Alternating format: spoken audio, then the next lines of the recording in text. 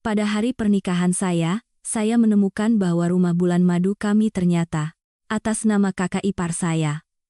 Diam-diam, saya menarik kembali uang muka, membatalkan pesta pernikahan. Saat upacara, karena saya tidak muncul, keluarga, calon suami saya menelepon gila-gilaan sebanyak 99 kali. Saya menyalakan loudspeaker dan hanya mengucapkan satu kalimat yang membuat seluruh aula terdiam. Ada hal-hal yang jika orang lain menceritakannya kepada saya, mungkin saya akan tertawa dan mengatakan, tidak ada orang sebodoh itu di dunia ini. Orang saling mencintai selama 3 tahun, akan menikah, sudah saling bertemu keluarga, sudah foto prewedding, sudah mengirim undangan, sudah memesan pesta, sudah memilih hari baik, bahkan sudah memikirkan punya anak laki-laki atau perempuan. Nanti, bagaimana mungkin ada sebuah pembalikan yang membuat segalanya runtuh? Hanya dalam beberapa jam, tetapi ketika hal itu terjadi pada saya sendiri, saya baru memahami satu hal, orang tidak bodoh karena tidak tahu, orang bodoh karena terlalu percaya. Nama saya Hana, saat itu saya berusia 28 tahun. Saya bertemu Ridwan ketika perusahaan kami berdua bekerja sama dalam sebuah proyek.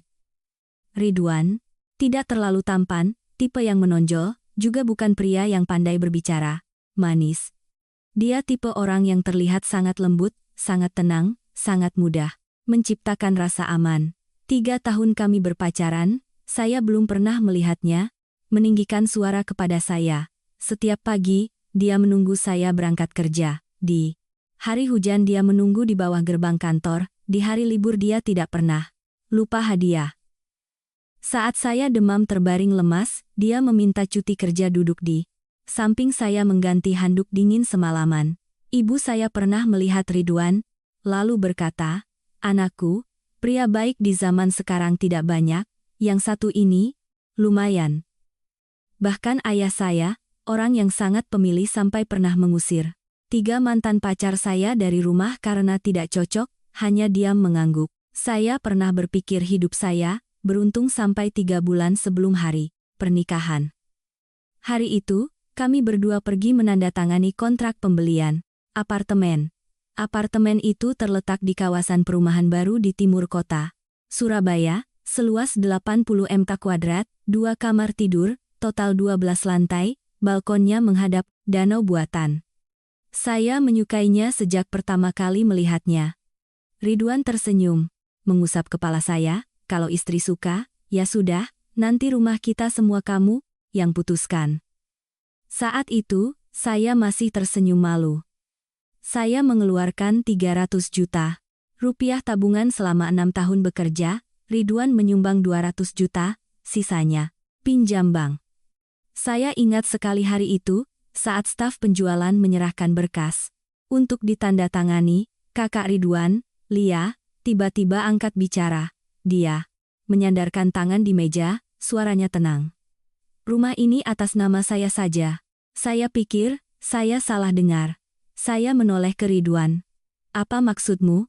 Ridwan tersenyum sangat alami. "Kak Lia hanya membantu atas nama saja." "Membantu?" "Ya."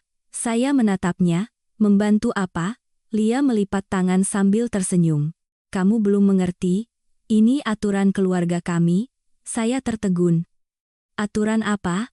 "Rumah dan aset besar harus dipegang oleh anggota keluarga, nanti kalau suami istri ada apa-apa, masih ada jaminan." Saya menatapnya, lalu menatap Ridwan. Saya menunggu dia mengucapkan kalimat seperti hanya bercanda. Tapi tidak ada. Ridwan hanya menarik tangan saya. "Kamu jangan banyak berpikir." "Tidak banyak berpikir. Kakak hanya memegang nama. Nanti setelah lunas semua hutang baru dipindahkan ke kita." "Kenapa harus dipindahkan? Kalau rumah kita, kenapa tidak atas nama kita dari awal?" Senyum Ridwan memudar. Perhitungan. Saya ingat saat itu hati saya sangat tidak nyaman. Tapi Ridwan memeluk saya. Dia berkata, "Kita sudah pacaran 3 tahun, kamu masih tidak percaya padaku?" Sebuah kalimat yang sangat biasa, sebuah kalimat yang membuat saya terdiam. 3 tahun memang sudah berlalu, saya percaya padanya. Saya percaya, sampai tidak bertanya lebih lanjut. Sekarang kalau dipikir-pikir, jika hari itu saya sedikit lebih kuat, jika hari itu saya langsung berbalik pergi, mungkin kejadian hari itu tidak akan terjadi. Hari pernikahan saya. Pagi itu, saya bangun pukul 4.30. Hotel tempat pesta terletak tepat di pusat kota, berdandan, mengenakan gaun pengantin, menerima tamu, berfoto, semuanya berjalan sesuai rencana. Ibu Ridwan, Ibu Sari, sejak pagi sudah tersenyum sampai matanya menyipit. Dia terus menatap saya lalu berulang kali berkata, "Hana benar-benar beruntung bisa menikah ke keluarga kami." Sekali, 2 kali, 3 kali, sampai sekitar pukul 9.00 pagi, saya mendengar kalimat itu untuk ke-7 kalinya. Saya menatap diri saya di cermin. Gaun pengantin seharga hampir 80 juta rupiah. Memeluk tubuh saya, rambut disanggul tinggi, di leher mengenakan set perhiasan pernikahan pilihan Ridwan. Terlihat sangat cantik, sampai-sampai saya sendiri merasa asing. Telepon bergetar, "Itu, Ridwan, sayang. Aku mau menjemput kerabat di Semarang. Kamu tunggu di hotel ya?" "Ya." "Ingat jangan lari-lari sembarangan." Saya tertawa. "Apa aku anak kecil? Keluargaku sudah menyiapkan kejutan untukmu. Nanti malam pulang, bisa sepuasnya melihat." Saya terdiam. Rumah baru?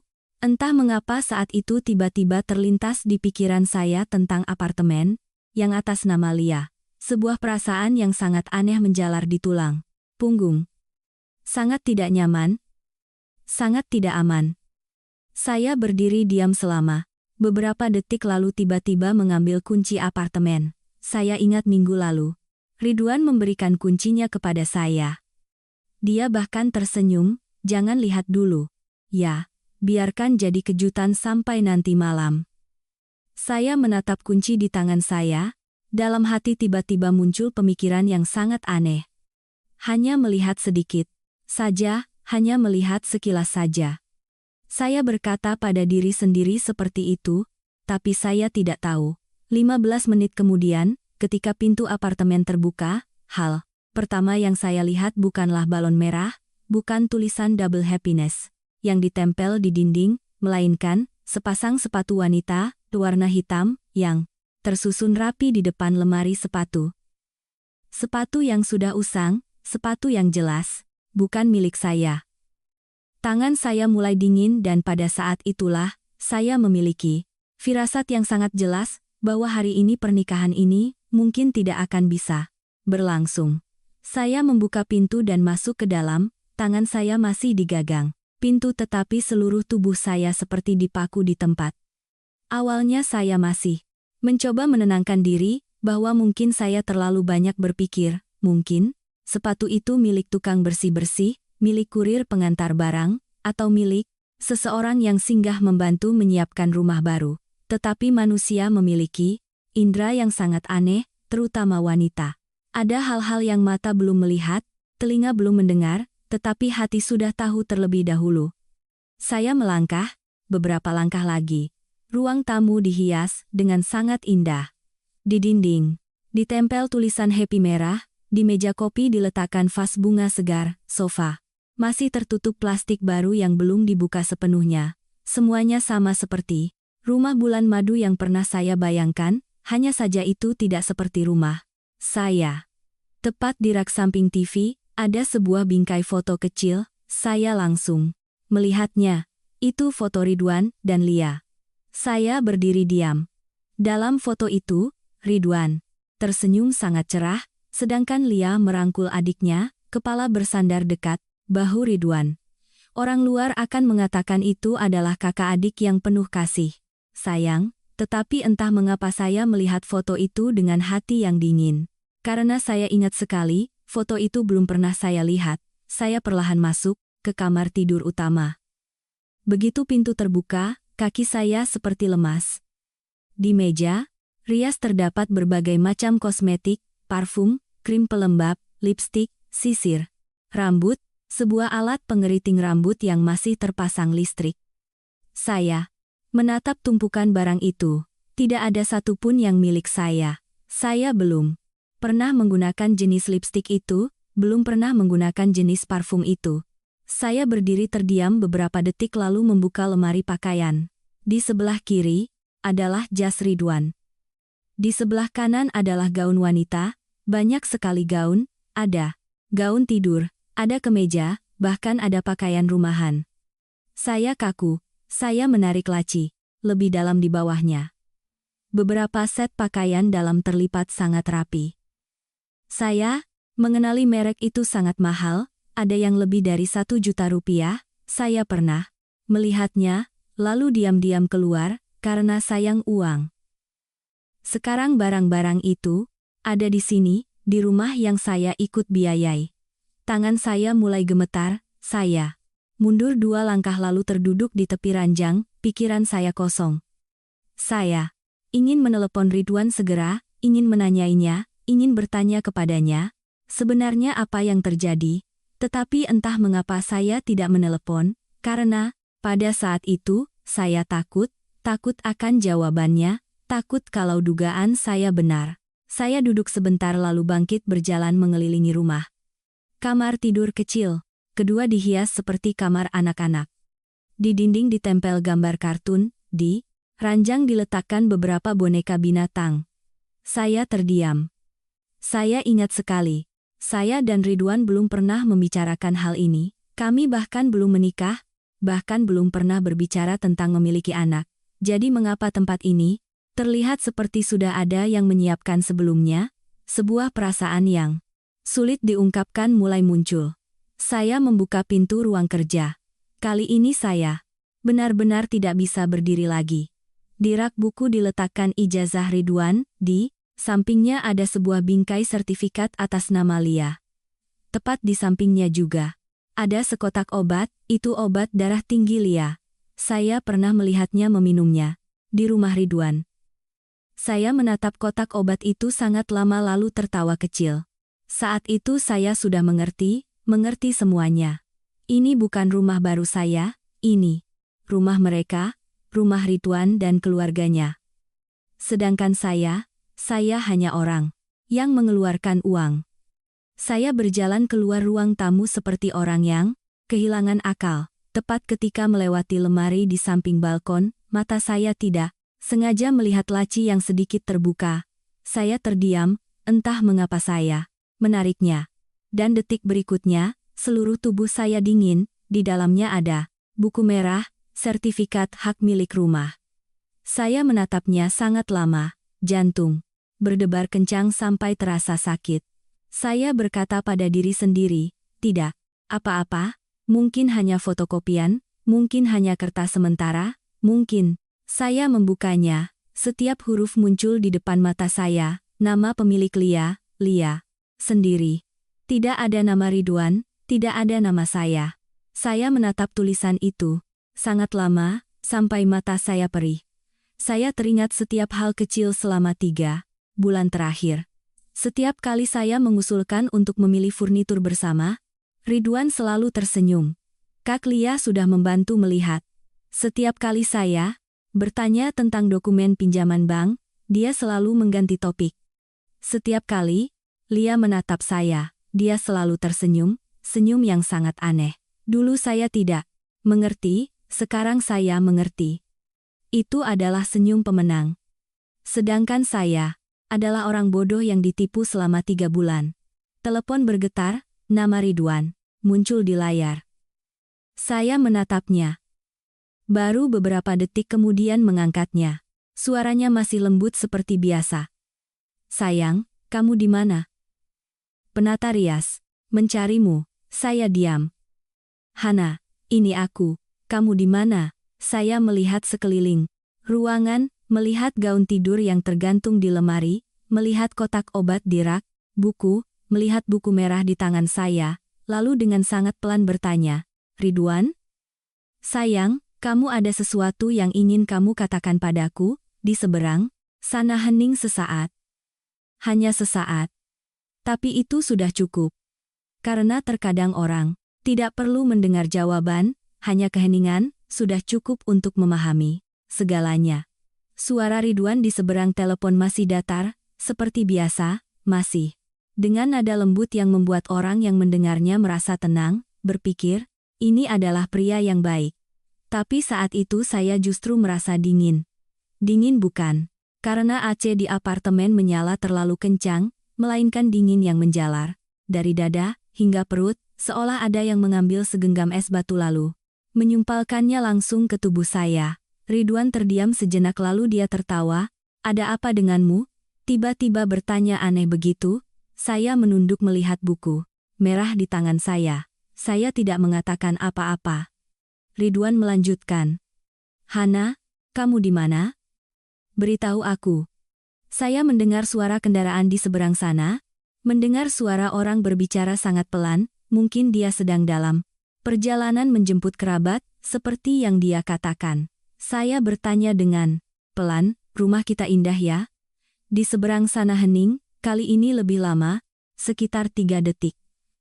3 detik yang sangat singkat, tetapi dalam situasi itu terasa, selama 3 tahun. Kamu sudah sampai di apartemen? Iya, kan aku bilang. Jangan datang dulu. Kenapa tidak boleh datang? Bukan, maksudku belum selesai. Disiapkan, saya tertawa. Tawa yang keluar terdengar sangat aneh, bahkan saya sendiri merasa asing. Ridwan, ada apa denganmu? Aku ingin bertanya satu hal, katakan. Perlengkapan kosmetik di meja rias itu, milik siapa? Saya mendengar, dengan jelas suara menarik napas di seberang sana. Ah, itu milik Kak Lia. Jadi pakaian di lemari itu, dan pakaian dalamnya, Ridwan tidak menjawab, saya melihat ke balkon. Di luar sana cuaca sangat indah, matahari bersinar di danau, buatan di kejauhan. Beberapa anak di halaman sedang bersepeda. Hari yang begitu indah, hari yang seharusnya beberapa jam lagi, saya akan mengenakan gaun, pengantin melangkah ke altar.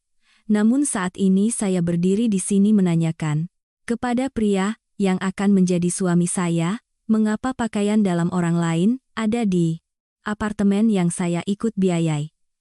Sungguh konyol. Lama setelah itu, Ridwan baru angkat bicara. Hana, kamu jangan salah paham. Salah paham apa? Kak Lia baru saja bercerai, suasana hatinya tidak stabil, jadi dia tinggal di sini sementara waktu. Sementara? Berapa lama itu sementara? Sebulan? 2 bulan? Setahun? Ridwan mulai tidak nyaman. Kamu bertanya begitu banyak untuk apa? Apa aku tidak boleh bertanya? Hana, suara Ridwan merendah. Hari ini adalah hari pernikahan kita. Bisakah kamu berhenti mencari masalah? Saya menggigit bibir. Jika dulu, hanya dengan mendengar suaranya seperti itu, saya akan langsung luluh. Saya akan menyalahkan diri sendiri karena terlalu banyak berpikir. Saya akan berpikir dia pasti lelah. Saya akan berinisiatif mengalah. 3 tahun terakhir selalu begitu, setiap kali bertengkar, yang meminta maaf duluan selalu saya. Karena Ridwan sangat pandai, dia tidak berteriak, tidak membanting barang, tidak mencaci maki, dia hanya diam lalu bersikap dingin. Sampai saya sendiri merasa bersalah, tetapi hari ini, entah mengapa saya tidak ingin menahan diri lagi. Saya duduk di sofa, suara saya sangat pelan. Ridwan, ada apa? Saya sudah melihat sertifikat rumahnya. Di seberang sana langsung hening. Tidak ada lagi suara napas, tidak ada lagi suara kendaraan, tidak ada apa-apa. Sebuah keheningan yang menakutkan. Lalu tiba-tiba Ridwan berkata sangat cepat. Dengar penjelasanku. Saya mendengarkan. Tidak seperti yang kamu pikirkan. Saya pikir bagaimana? Kak Lia hanya membantu atas nama. Atas nama? Ya, sendiri, Hana, sendiri. Saya mengulangi, suara saya masih tenang. Tenang saya, semakin panik Ridwan. Kamu harus percaya padaku. Saya sudah percaya padamu 3 tahun. Hana. 3 tahun sudah berlalu. Ridwan, saya menatap kosong ke depan. Saya menyisihkan 300 juta tabungan. Saya bekerja sampai jam 10 malam. Saya makan mie instan sebulan penuh karena ingin menabung uang untuk membeli rumah. Saya percaya padamu sampai ketika Kak Lia menuntut rumah itu atas namanya. Saya tidak pergi. Sampai kapan lagi saya harus percaya padamu? Di seberang sana terdengar napas berat. Hana, tamu akan segera datang. Jadi, bisakah kita bicarakan ini nanti malam? Tidak bisa. Hana, untuk pertama kalinya Ridwan meninggikan suaranya. Saya terdiam. 3 tahun. Itu adalah yang pertama kalinya. Apa yang sedang kamu lakukan? Hari ini kita menikah, semua orang sudah tahu, undangan sudah disebar, kerabat sudah datang. Kamu ingin membuat masalah besar? Saya tertawa. Kali ini air mata mengalir. Saya tidak tahu apakah saya menangis karena sakit atau karena kecewa. Saya membuat masalah besar? Kalau begitu, orang yang menulis nama kakak ipar di apartemen itu saya? Orang yang membawa barang-barang kakak ipar ke rumah bulan madu itu? Saya? Orang yang menipu saya 3 bulan itu saya? Ridwan tidak bicara, saya mendengar napasnya yang sangat berat. Beberapa saat kemudian, suaranya melembut. Hana, dengarkan. Setelah menikah aku akan menjelaskan semuanya, apapun yang kamu inginkan, aku akan setujui, hanya hari ini saja, jangan membuatku malu. Saya mendongak. Menatap langit-langit, ternyata pada akhirnya begini.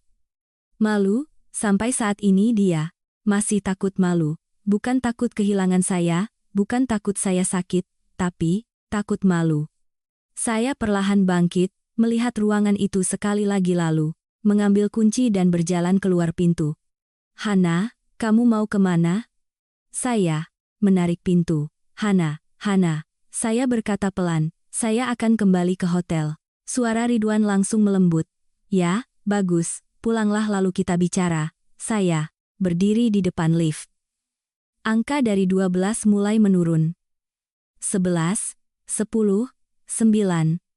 Saya melihat pintu lift memantulkan wajah saya, riasan sangat cantik, bibir merah, rambut disanggul rapi, seperti seorang pengantin wanita yang akan menikah, tetapi sorot mata seperti orang yang baru saja terbangun dari mimpi. Saya mengangkat telepon ke telinga lalu berkata dengan sangat pelan, saya akan kembali mengambil apa yang menjadi milik saya terlebih dahulu. Setelah itu saya menutup telepon.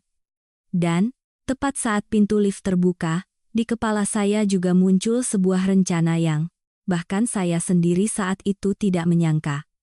Saya melangkah keluar dari lift dengan pikiran yang sangat jernih. Orang-orang selalu mengatakan saat dikhianati, akan terasa sakit sampai tidak bisa berdiri, akan menangis, akan berteriak, akan ingin menerjang untuk mencari tahu apa yang sebenarnya terjadi. Saya pernah berpikir saya juga akan seperti itu, tetapi ternyata, ketika rasa sakit mencapai tingkat tertentu, air mata akan mengering dengan sendirinya, satu-satunya perasaan yang tersisa, hanyalah dingin. Dingin yang menjalar di seluruh tubuh, membuat pikiran menjadi sangat jernih. Saya berjalan sambil membuka ponsel. 10. Panggilan tidak terjawab dari Ridwan. 5 pesan. Hana, jangan berpikir yang macam-macam. Hana, dengar penjelasanku. Kamu kembali ke hotel dulu. Hari ini jangan membuatku susah. Pesan terakhir dikirim beberapa detik yang lalu. Hana, jadilah anak baik. Saya menatap dua kata jadilah anak baik itu sangat lama. Selama mengendus 3 tahun terakhir, Ridwan selalu menggunakan cara itu kepada saya. Setiap kali saya tidak senang, dia selalu berkata, jadilah anak baik. Setiap kali saya ingin berdebat, dia juga berkata, kamu jangan kekanak-kanakan lagi. Setiap kali saya menderita, dia akan memeluk bahu saya. Jadilah anak baik, mengalah sedikit tidak apa-apa. Dulu saya menganggap itu kelembutan. Sekarang baru saya mengerti, itu bukan kelembutan, Itu adalah kontrol. Karena orang yang benar-benar mencintai tidak akan menyuruh kita menahan diri terus-menerus. Saya berdiri di luar pintu hotel melihat orang-orang berlalu lalang lalu menelepon seseorang. Di seberang sana begitu diangkat, teleponnya langsung berteriak, "Ya ampun, pengantin wanita, menelepon saya jam segini mau apa? Bukankah sedang mempersiapkan pernikahan?" Itu Vina, teman dekat saya sejak kuliah. Saya menarik napas dalam-dalam. "Kamu di mana?" Vina terdiam beberapa detik. "Hana, kamu menangis?" "Tidak, katakan yang sebenarnya." Saya mendongak menatap langit. "Kamu datang ke hotel pernikahanku? Ada apa? Aku butuh bantuanmu." 20 menit kemudian, Vina muncul di depan pintu hotel. Begitu melihat saya, dia langsung berlari menghampiri. "Ya ampun, kenapa wajahmu pucat sekali?" dia berkata sambil memegang tangan saya. "Ada apa?" Saya tidak langsung menjawab. Saya hanya menyerahkan ponsel kepadanya, membuka foto sertifikat rumah, membuka foto barang-barang Lia, membuka foto kamar anak-anak. Saya melihat setiap ekspresi di wajah Vina berubah, dari terkejut menjadi bingung, lalu berubah menjadi marah. "Apa ini? Rumah baru? Rumah baru apa?" "Rumahku." Saya tertawa. "Ah tidak, rumah kakak ipar Ridwan." Vina menatap saya. Beberapa detik lalu mengumpat dengan keras. "Brengsek." Beberapa orang yang lewat menoleh melihatnya, dia tidak peduli. Aku sudah tahu. Tahu apa? Aku tidak pernah suka dengan dia. Saya menatapnya. "Kenapa tidak pernah bilang?" "Sudah pernah bilang. Kamu terlalu cinta jadi tidak dengar." Dia menarik saya, duduk di kursi lobi. "Hana, kamu ingat, tidak? Ulang tahunmu tahun lalu, Kak Lia menyuruhmu turun ke dapur mencuci piring sendirian." Saya terdiam. Saya ingat, hari itu adalah ulang tahun saya. Tapi banyak tamu datang jadi Ibu Sari berkata, "Hana, tolong ibu sebentar." Saya berdiri mencuci piring hampir 2 jam, saat naik untuk makan kue, lilin sudah hampir padam. Ridwan saat itu hanya tersenyum, "Sudah jadi satu keluarga, apa yang perlu diperhitungkan?" Vina melanjutkan, "Lalu, saat ibumu dirawat di rumah sakit, kamu butuh uang segera." Ridwan bilang, sedang kesulitan tapi seminggu kemudian dia malah membelikan ponsel baru untuk Kak Lia. Saya mendongak menatapnya, tangan saya mulai terkepal. Saya ingat semuanya. Hanya saja, saat itu, saya selalu mencari alasan untuknya, karena saya mencintai. Orang yang sedang mencintai itu aneh, bisa melihat semua keburukan tapi malah menipu diri sendiri bahwa tidak apa-apa. Vina menatap saya. "Hana, apa yang akan kamu lakukan?" Saya diam. Tepat saat itu, ponsel saya bergetar. Itu Ibu Sari, Ibu Ridwan. Saya melihat layar, Ibu Sari menelepon. Sekali, 2 kali, 3 kali, saya tidak mengangkatnya. Lalu telepon bergetar lagi. Kali ini Lia. Saya mengangkatnya. Belum sempat bicara apa-apa, suara Lia sudah terdengar. "Hana, kamu di mana?" Saya tersenyum tipis. "Ada apa, Kak?" "Kamu bertanya ada apa, Kak? Hari ini, hari pernikahan, saya tahu, jadi, kenapa saya masih lari-lari?" "Saya lari, bukan begitu?" Suara Lia mulai meninggi. "Kamu sudah dewasa. Jangan bersikap kekanak-kanakan begitu. Seluruh keluarga mencarimu di mana-mana." Saya duduk diam. "Kak, apartemennya indah ya. Di seberang sana hening." "Apa yang kamu katakan? Saya tidak mengerti." "Jangan pura-pura lagi. Hana, saya hanya bertanya satu hal." Saya melihat keluar jendela kaca. "Kakak berencana tinggal di rumah itu berapa lama?" Lia diam. Beberapa detik kemudian, dia tertawa. Untuk pertama kalinya, saya mendengar tawa seperti itu, tidak lagi palsu, tidak lagi basa-basi, hanya tersisa rasa puas. "Kamu sudah tahu, jadi saya tidak akan menyembunyikannya lagi." Jantung saya terhenti. Hana, wanita yang menikah harus tahu diri sedikit. Nanti kamu menikah keluarga saya juga akan menjadi satu keluarga. Rumah atas nama siapa saja? Tidak masalah. Saya kan kakaknya Ridwan. Apa saya akan merugikanmu? Saya menggenggam ponsel erat. Jadi kalau hari ini saya tidak mengetahuinya, apa ada bedanya saya tahu atau tidak? Saya tertegun. Bagaimanapun, setelah menikah, kamu juga harus tinggal dengan keluarga saya. Hana, wanita jangan terlalu perhitungan. Lagi pula kamu sudah 30 tahun, setelah meninggalkan Ridwan, kamu pikir bisa menemukan orang yang lebih baik lagi? Saya mendongak, bibir saya sedikit bergetar. Tepat saat itu, tiba-tiba muncul sebuah pikiran di kepala saya, yang membuat saya sendiri merinding. Saya menatap Vina lalu perlahan bangkit. Kamu ikut aku. Vina kebingungan. Resepsionis hotel pergi mengambil kembali apa yang menjadi milik saya, dan kali ini saya tidak berniat menangis lagi. Saya melihat ke arah meja resepsionis hotel, sementara Vina di samping saya menatap saya seperti melihat orang asing. Mungkin dia juga tidak menyangka teman yang lembut seperti saya bisa memiliki sorot mata seperti itu. Karena bahkan saya sendiri saat itu merasa diri saya berbeda. Orang mengatakan wanita saat mencintai itu buta, tetapi saat sadar itu menakutkan. Dulu saya mendengar itu terlalu berlebihan, tetapi saat itu saya baru mengerti, bukan menakutkan karena mereka ingin membalas dendam, melainkan karena ketika hati hancur, akal sehat akan kembali. Vina memegang lengan saya. Hana, kamu mau melakukan apa? Saya menatapnya, lalu menghela napas pelan. Aku hanya akan mengambil kembali apa yang menjadi milikku. Tapi jangan melakukan hal bodoh. Aku tidak bodoh. Saya menunduk melihat ponsel. 23. Panggilan tak terjawab. Ridwan 17 panggilan, Ibu Sari 5 panggilan, Lia 1 panggilan. Pesan juga memenuhi layar. Hana, angkat teleponnya. Kamu di mana? Semua orang mencarimu. Hana, jangan membuatku susah. Lagi-lagi. Susah. Saya tersenyum tipis.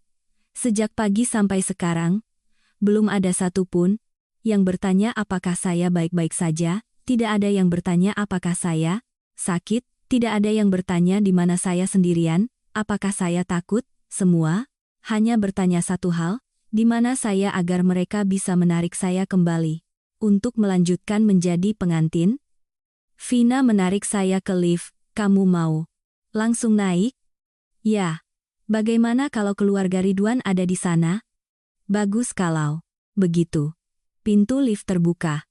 Lantai 2 hotel adalah area pesta pernikahan. Begitu melangkah keluar, saya sudah mendengar suara MC menggema dari dalam aula. Mohon hadirin menunggu sebentar. Pengantin wanita sedang bersiap-siap.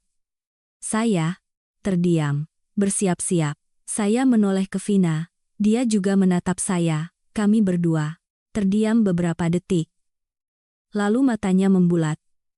Bukan, kan? Saya berjalan cepat menuju pintu pesta. Semakin dekat, jantung saya semakin berdebar kencang.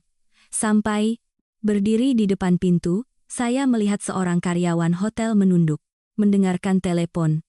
Begitu dia mendongak menatap saya, wajahnya langsung pucat. Kak Hana, selamat datang. Kakak tidak apa-apa. Saya tersenyum. Kenapa saya harus tidak apa-apa? Karyawan itu menatap saya lalu melirik ke dalam aula, sorot matanya sangat aneh. Saya langsung mengerti ada sesuatu di dalam. Dia ragu-ragu mengenai ini. Kakak harus jujur. Keluarga. Mempelai pria mengatakan, kakak tiba-tiba sakit perut sehingga sedang beristirahat. Saya berdiri diam. Lalu, mereka bilang acara tetap dilanjutkan. Saya merasa kepala saya berdengung. Dilanjutkan. Ya, dilanjutkan bagaimana? Karyawan itu menunduk. Saya tidak tahu. Saya melihat ke arah pintu besar, tangan saya perlahan mendorongnya terbuka. Tepat saat pintu terbuka, suara musik pernikahan mengalir keluar. Aula pesta sangat ramai, hampir 30 meja penuh orang. Kerabat kedua belah pihak duduk tertawa dan berbicara. Ada yang sedang makan buah, ada yang sedang berfoto, ada yang bahkan berdiri mengangkat gelas, seolah tidak ada apa-apa yang terjadi. Saya menatap panggung dan detik berikutnya, seluruh tubuh saya kaku.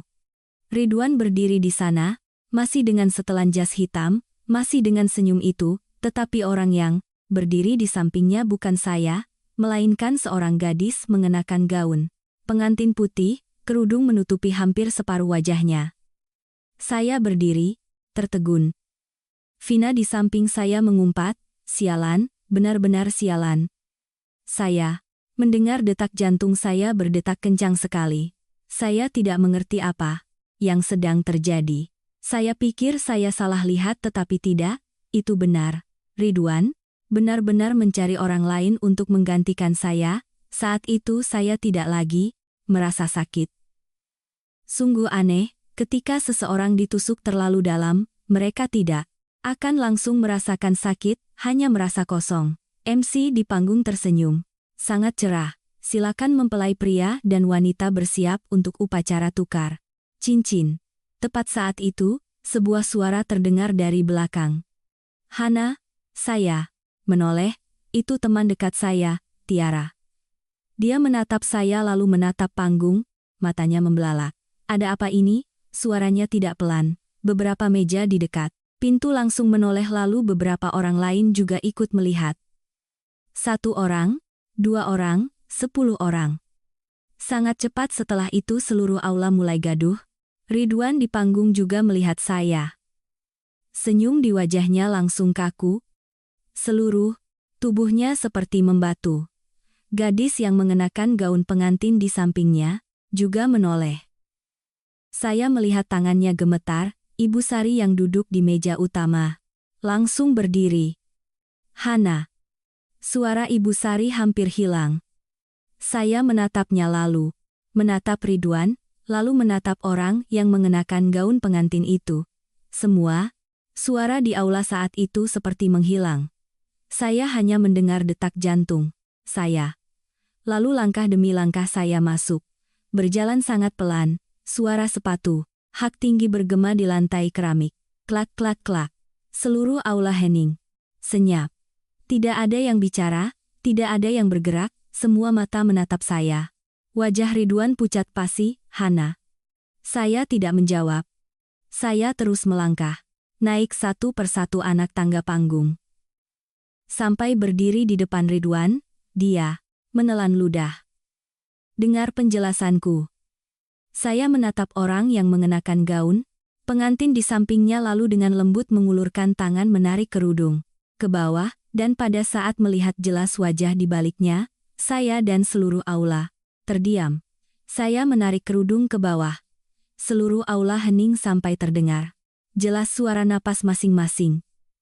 Perasaan saat itu sangat aneh, seolah seluruh waktu tiba-tiba berhenti. Saya menatap lekat-lekat wajah di depan saya selama beberapa detik lalu saya sendiri juga tertegun. Bukan Lia, juga bukan kenalan Ridwan melainkan seorang gadis yang sangat muda, mungkin hanya sekitar 22,23 tahun. Wajahnya pucat pasi, matanya merah seperti baru saja menangis sangat lama, lapisan bedak riasan tidak bisa menutupi ekspresi panik di wajahnya. Saya menatapnya, dia menatap saya, lalu tiba-tiba menunduk. Kakak, jangan salah paham." Suaranya gemetar sampai hampir menangis. Saya sedikit mengernyitkan dahi. Ridwan segera melangkah maju menghalangi di antara keduanya. "Hana, dengar penjelasanku." "Jelaskan?" Saya menatapnya. "Kamu mau menjelaskan bahwa kamu mencari gadis lain untuk menggantikan saya sebagai pengantin?" Beberapa meja di bawah mulai berbisik. "Benar-benar diganti? Ya ampun, ada apa dengan keluarga ini?" Wajah Ibu Sari pucat pasi, buru-buru berlari naik ke panggung. "Hana, nak, tenang dulu." Saya menoleh menatapnya. "Bibi menyuruh saya tenang, itu tidak seperti yang kamu pikirkan." "Jadi bagaimana?" Ibu Sari kebingungan. "Hanya saja, hanya saja. Di bawah, Lia tiba-tiba berdiri, dia mengenakan gaun merah, mencolok, tangan memegang tas tangan, berjalan naik ke panggung, dengan sangat cepat. Baiklah, biarkan saya yang bicara. Lia menarik gadis itu ke belakangnya, lalu menatap saya. Hana, kamu sudah berlebihan. Saya tertawa. Saya? Berlebihan? Ya, kamu pergi di tengah pernikahan. Seluruh keluarga saya mencarimu di mana-mana, lalu kenapa? Kita tidak bisa membiarkan tamu menunggu, terus-menerus. Jadi kami mencari orang lain untuk menggantikan. Lia mengangkat dagu, hanya untuk menyelesaikan upacara saja. Hanya sandiwara, kenapa lagi? Saya menatapnya beberapa detik. Pernikahan saya berubah menjadi sandiwara sejak kapan? Lia melipat tangan. Hana, kamu sudah dewasa, jangan bersikap kekanak-kanakan lagi. Saya mengepalkan tangan erat. Lagi-lagi kalimat itu, kekanak-kanakan. Selama 3 tahun terakhir, setiap kali saya tidak menyetujui sesuatu, mereka selalu bilang saya kekanak-kanakan. Ingin bertanya dokumen, rumah, saya kekanak-kanakan, tidak mau mengalah, saya kekanak-kanakan, tidak mau rugi, saya kekanak-kanakan. Ternyata di mata mereka, selama saya tidak patuh dan menurut, itu semua kekanak-kanakan. Saya menatap gadis yang berdiri di belakang. Lia, dia menunduk dalam-dalam. Saya berkata dengan lembut. Namamu siapa? Dia terkejut. Aku. Lia langsung menyela. Mau bertanya untuk apa? Saya tidak. Menatap Lia, saya tidak bertanya padamu.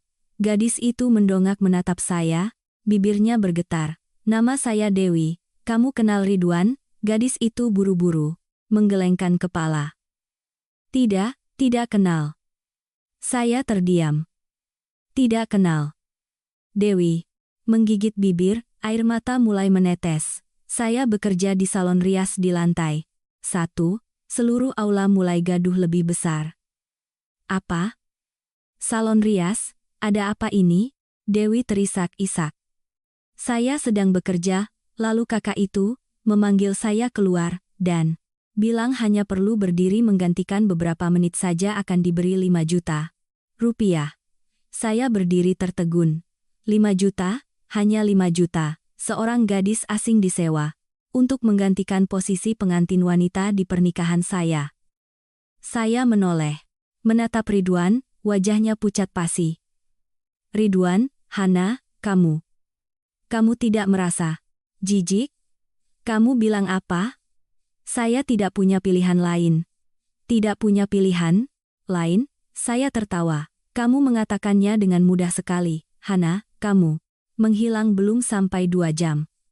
Kamu tidak mencariku, tidak bertanya bagaimana keadaanku. Hal pertama yang kamu lakukan adalah mencari orang lain untuk menggantikan posisiku. Suara saya sangat tenang. Tenang sampai saya sendiri merasa aneh. Ridwan menatap saya, matanya mulai panik. Bukan begitu? Jadi, apa? Aku takut orang tua malu. Saya mengangguk, lagi-lagi malu. Saya melihat ke bawah aula, banyak sekali mata yang menatap ke atas. Ada rasa kasihan, ada rasa ingin tahu, ada rasa menghina, tetapi saya tidak lagi merasa tidak nyaman. Saya kembali menatap Ridwan. Kamu tahu tidak? Dulu, saya selalu berpikir orang yang paling menakutkan adalah pengkhianat, tapi tidak. Orang yang paling menakutkan adalah pengkhianat yang setelah itu masih berpikir dirinya benar. Ridwan menatap saya lekat-lekat, bibirnya bergerak-gerak tetapi tidak bisa mengucapkan sepatah kata pun. Tepat saat itu, ponsel saya bergetar, itu sebuah pesan bank. Saya menunduk melihatnya, lalu jantung saya tiba-tiba terhenti. Saldo rekening bersama antara saya dan Ridwan baru saja dikuras. Habis. 300 juta rupiah menghilang. Saya mendongak dengan cepat, mata saya perlahan menatap ke arah Lia. Dan tepat saat itu, saya melihat sudut bibirnya. Sedikit terangkat, senyum yang sangat tipis, tetapi cukup bagi saya untuk memahami segalanya. Saya menatap lekat-lekat layar ponsel, merasa seolah seluruh darah di tubuh saya terkuras habis dalam sekejap. Pesan bank tertera sangat jelas di depan mata saya, begitu jelas sampai setiap angka seperti menusuk mata. Saya. Jumlah uang 300.000 rupiah telah berhasil ditransfer. Saya membaca berulang-ulang. 300 juta. Tepat 300 juta adalah uang yang saya tabung selama 6 tahun bekerja. Itu adalah lembur, sampai jam 11 malam. Itu adalah makan kotak. Nasi dingin terburu-buru di kantor. Itu adalah ketika melihat sepatu cantik pun tidak berani membeli. Itu adalah uang pernikahan. Itu adalah uang masa depan. Itu adalah segalanya. Vina, di samping merebut ponsel. Apa ini? Saya tidak bicara. Dia melihat layar beberapa detik, lalu berteriak keras. Sialan. Seluruh aula yang tadinya gaduh kembali menoleh. Tapi saat itu, saya tidak mendengar apa-apa lagi. Telinga saya berdengung. Saya hanya menatap Lia. Dia berdiri di sana dengan tangan terlipat di dada, sudut mulutnya sedikit melengkung, senyum yang sangat kecil. Tapi cukup bagi saya untuk mengerti. Sudah lebih dari cukup. Saya perlahan mendongak menatap Ridwan. Rekening bersama. Ridwan terkejut. Hah? Uang di rekening bersama kemana? Wajah Ridwan langsung kaku. Hana, kamu bertanya uangnya kemana? Suara saya tidak keras tetapi seluruh aula hening sampai semua orang bisa mendengarnya. Ridwan menelan ludah. Aku akan memberitahumu. Memberitahumu kapan? Setelah menikah, setelah saya menandatangani semua dokumen, atau setelah saya pindah ke apartemen yang atas, nama kakak iparmu? Wajah Ridwan pucat pasi, Lia segera menyela. Hana, bicaralah yang sopan. Saya menoleh menatapnya. Tahu? Kamu tidak tahu? Tidak tahu? Begitu? Saya melihat ponsel sekali lagi. Pesan itu dengan jelas mencatat rekening penerima, adalah rekening pribadi, nama. Pemilik rekening tertera 3 huruf, Lia. Saya tertawa. Kali ini bukan tawa. Kesakitan melainkan tawa, karena terlalu konyol. Kamu tidak tahu, saya mengangkat ponsel di depan wajahnya. Jadi nama ini kebetulan? Wajah Lia berubah warna seketika. Dia merebut ponsel. Berikan ke sini. Saya menahannya. Kenapa harus? Hana. Ridwan melangkah maju. Tenanglah, kamu menyuruh saya. Tenang? Saya menatapnya. 300 juta saya baru saja masuk ke rekening kakak iparmu. Bukan, itu hanya. Ridwan kebingungan. Kak Lia hanya memegangnya sementara. Saya berdiri diam beberapa detik lalu menatapnya seperti melihat orang asing. Memegang sementara. Hana, dengarkan aku. Memegang, sementara apa? Uang pernikahan nanti juga uang bersama. Uang bersama? Ya, uang bersama jadi ditransfer ke rekening kakak iparmu. Uang bersama jadi tidak perlu bertanya padaku. Uang bersama jadi diambil begitu saja di hari pernikahan. Wajah Ridwan mulai memerah. Hana, bicaralah pelan-pelan. Kenapa harus bicara pelan-pelan? Ada banyak orang di sini? Saya mengangguk. Lagi-lagi, malu, kan? Dia diam. Saya menatapnya sangat lama. 3 tahun. Saya mencintai pria ini. 3 tahun. Saya pernah berpikir jika nanti punya anak perempuan, saya ingin dia seperti Ridwan, dalam hal karakter yang lembut. Saya pernah berpikir, jika nanti orang tua sudah tua dan lemah, Ridwan akan menjadi sandaran. Saya pernah berpikir saya beruntung. Sekarang melihat kembali, saya hanya merasa bodoh. Bukan bodoh karena mencintai orang yang salah, melainkan bodoh karena berkali-kali menipu diri sendiri. Di bawah mulai terdengar bisik-bisik. Ya, ampun, benar-benar ditransfer uangnya. Mengerikan sekali. Uang orang lain, kok? Keluarga ini sudah merencanakan semuanya. Ibu Sari panik. Jangan, dengarkan dia berbicara omong kosong. Lalu dia menarik tangan saya. Hana, nak, Bibi sungguh-sungguh denganmu, ini semua urusan keluarga, kamu jangan terlalu perhitungan. Saya menatap tangannya yang memegang tangan saya, tiba-tiba teringat dulu. Hari pertama saya pulang ke rumah Ridwan untuk makan, dia menyendokkan daging untuk saya, lalu tersenyum, nanti Bibi akan menganggapmu seperti anak perempuan sendiri. Saat itu saya sangat terharu, sekarang kalau dipikir-pikir jadi lucu. Anak perempuan? Ada ibu mana yang menganggap anak perempuannya seperti mesin ATM? Saya dengan lembut menarik tangan saya, Bibi, kalau hari ini yang kehilangan 300 juta itu Kak Lia, apa Bibi masih akan bilang? Jangan terlalu perhitungan, Ibu Sari terdiam. Lia langsung berteriak. Hana, kamu jangan keterlaluan. Keterlaluan? Bukankah itu hanya 3 juta rupiah? Saya tertegun, seluruh aula juga hening senyap. Hanya 3 juta rupiah? Saya menatapnya, kakak ulangi lagi. Lia mengangkat dagu. Saya bilang kenapa? Nanti kamu menikah ke rumah ini, uang juga uang bersama, apa yang perlu dibesar-besarkan? Lagi pula Ridwan bekerja di pemerintahan, nanti banyak kesempatan untuk mencari uang lagi. Wajah Ridwan pucat pasi, kakak, tapi sudah terlambat karena seluruh aula sudah mendengarnya. Saya menatap Ridwan, kali ini saya melihat jelas kepanikan di matanya. Bukan karena saya melainkan karena perkataan Lia barusan. Karena tepat saat itu, di meja dekat panggung, seorang pria parubaya berdiri. Dia mengenakan kemeja putih, berkacamata. Saya mengenali dia adalah atasan Ridwan. Dia menatap Ridwan sangat lama lalu perlahan bertanya, Ridwan, maksudmu, kesempatan mencari uang lagi itu apa? Wajah Ridwan langsung tanpa darah.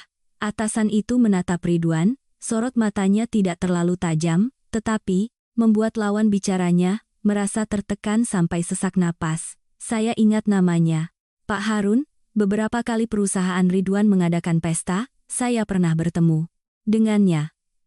Dia berbicara dengan sangat tenang, tipe orang yang sudah lama menjadi pemimpin sehingga tidak perlu meninggikan suara tetapi orang lain sudah otomatis segan.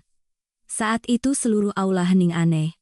Ridwan berdiri di panggung, bibirnya sedikit gemetar. Pak Harun. Pak Harun tidak langsung menjawab, dia hanya menatap Ridwan beberapa detik, lalu mengulangi. Maksudmu, kesempatan? Mencari uang lagi itu apa? Ridwan menelan ludah. Tidak, bukan begitu. Maksudnya, Pak. Lia langsung melangkah maju. Bapak salah paham, maksud saya. Ridwan masih muda, nanti masih bisa berusaha. Pak Harun menoleh menatapnya. Kamu siapa? Saya kakaknya. Dia mengangguk. Kalau begitu, saya bertanya padanya. Lia terdiam. Ridwan mulai berkeringat dingin. Saya berdiri melihat semuanya dan entah mengapa saya merasa sangat lelah, tidak lagi marah, tidak lagi ingin berdebat, hanya merasa lelah. Karena saat ini, saya baru menyadari satu hal yang sangat lucu. Dari awal sampai akhir, saya tidak pernah penting. Dalam keluarga ini, saya hanya orang yang cocok. Cocok dalam pekerjaan, cocok dalam kondisi, cocok untuk dinikahi, cocok untuk mengeluarkan uang. Sedangkan, saya berpikir saya dicintai, sungguh bodoh. Pak Harun kembali angkat bicara, Ridwan, ya, kamu turun ke sini. Suaranya tidak keras, tetapi Ridwan langsung turun seperti refleks. Keduanya berdiri beberapa meter dari panggung. Saya tidak mendengar jelas apa yang mereka katakan, hanya melihat wajah Ridwan, semakin lama semakin buruk, keringat membanjiri dahinya. Beberapa saat kemudian, dia mendongak menatap saya, sorot matanya sangat aneh, seolah untuk pertama kalinya dia benar-benar melihat saya. Lalu tiba-tiba dia melangkah cepat naik ke panggung. Hana, tunjukkan padaku pesan bank itu. Saya menatapnya beberapa detik lalu menyerahkan ponsel. Ridwan melihat layar, wajahnya semakin pucat. Rekening ini adalah rekening Kak Lia, saya berkata dengan sangat pelan. Dia mendongak dengan cepat menatap kakaknya. Lia terkejut. Apa, uang di rekening? Bersama itu, kamu yang transfer? Bukan. Kamu jujur saja. Bukan. Jadi, siapa yang tahu passwordnya? Lia menggigit bibir tidak menjawab. Ridwan menatap Lia. Lekat-lekat, saya melihat tangannya mulai gemetar. Lalu tiba-tiba dia tertawa. Kecil. Kakak, dari awal sampai akhir kakak memanfaatkan aku, kan? Seluruh aula terdiam. Mata Lia terbelalak. Apa yang kamu katakan? Apartemen, uang, dokumen, semuanya. Hanya atas nama kakak. Kakak bilang membantu menjaga. Kakak bilang khawatir padaku. Kakak bilang takut nanti aku rugi. Tapi, sebenarnya, Ridwan menatap Lia dengan mata merah. Kakak mengambil uangku. Mengambil uang Hana juga, kan? Lia mundur satu langkah. Kamu sudah gila? Aku kan kakak kandungmu. Kakak melakukan itu untuk apa? Untuk merampas rumahku? Merampas uangku? Ibu Sari buru-buru berlari naik. Ridwan? Kamu bicara apa? Dia kan kakakmu. Tenanglah. Tapi Ridwan seperti tidak mendengar lagi. 3 tahun terakhir, pria itu selalu menahan diri, selalu patuh, selalu menunduk. Dan, ada orang yang semakin lama menahan diri, saat meledak semakin menakutkan. Tepat saat itu, ponsel Lia berdering. Suara deringnya sangat keras di aula yang hening. Lia melihat layar, wajahnya tanpa darah. Saya tidak sengaja melihat di layar tertera 2 kata, Pak Hadi. Dia buru-buru mematikan ponsel. Tapi sudah terlambat, Ridwan sudah melihatnya. Pak Hadi, tidak ada hubungannya denganku. Siapa? Kakak bilang tidak ada hubungannya. Apakah itu orang yang kakak pinjami? Uang? Lia terdiam. Ridwan melangkah maju 1 langkah lagi. Kakak meminjam uang dengan bunga tinggi, kan? Seluruh aula langsung gaduh. Saya berdiri diam, kepala saya seperti dipukul keras oleh seseorang. Pinjaman bunga tinggi, Ridwan menatap kakaknya, suaranya bergetar. Kakak menggadaikan apartemen itu untuk membayar hutang, kan? Lia tidak menjawab, tetapi wajahnya yang pucat pasti sudah mengatakan segalanya. Lia tidak menjawab, tetapi ada saatnya manusia tidak perlu membuka mulut karena sorot mata dan ekspresi wajah sudah mengatakan semuanya. Saya melihatnya berdiri di tengah panggung, bibirnya pucat, tangannya menggenggam erat tas tangan sampai urat-urat jarinya menonjol. Wanita yang dari awal sampai sekarang selalu mendongakkan kepala, selalu bersikap seolah segala sesuatu ada dalam kendalinya, saat itu seperti sebuah balon yang baru saja ditusuk. Seluruh aula mulai riuh. Pinjaman bunga tinggi? Ya ampun, bukan, kan? Jadi itu uang orang lain untuk membayar hutang? Bisik-bisik dari bawah meja, pesta menyebar seperti gelombang air. Ada yang saling berbisik, ada yang mengambil ponsel untuk mengetik, ada yang menatap meja keluarga Ridwan dengan tatapan bingung. Ibu Sari saat itu hampir benar-benar panik. Ridwan, kamu bicara apa? Kakakmu mana mungkin meminjam uang dengan bunga tinggi? Ridwan menatap ibunya, matanya merah. Ibu tidak tahu sungguh?